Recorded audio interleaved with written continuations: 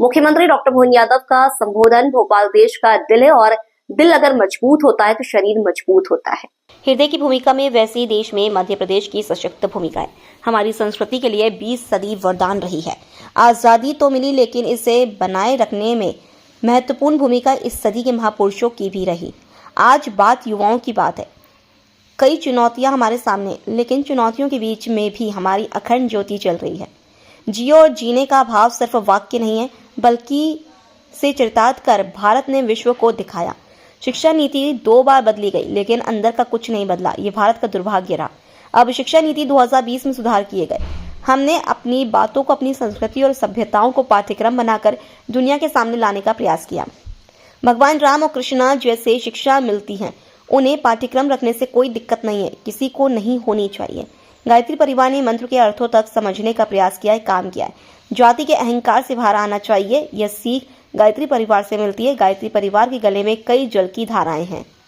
और इसको हमारा हिसाब कितना बढ़िया लगा कि ये 15 ने 15 30 मुहूर्त में हमारा सारा हिसाब हो गया।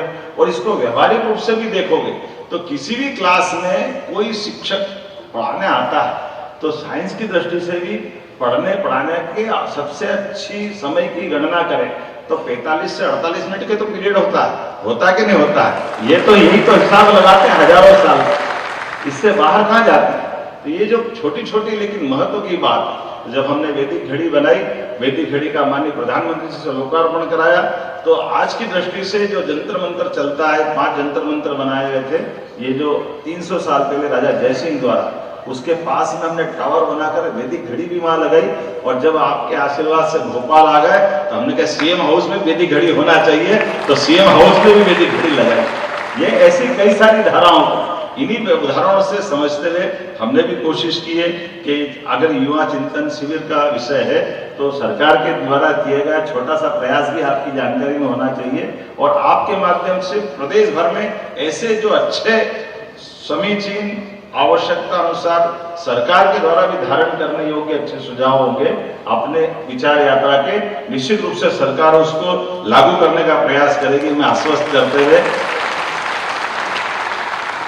पुनः आपको इस पूरे शिविर की बधाई देता हूं और विनम्रता के साथ, चूंकि मेरे अन्य कार्यक्रम होने से मैं उम्मीद करूंगा कि आपका ये शिविर सफल हो। और मेरी आपको खासकर मेरी तरफ से मैं जाने की आपसे आज्ञा चाहता हूं और आप सबके प्रति पुनः वंदन अभिनंदन करता हूं, शुभेच्छा देता हूं। बहुत बहुत धन्यवाद।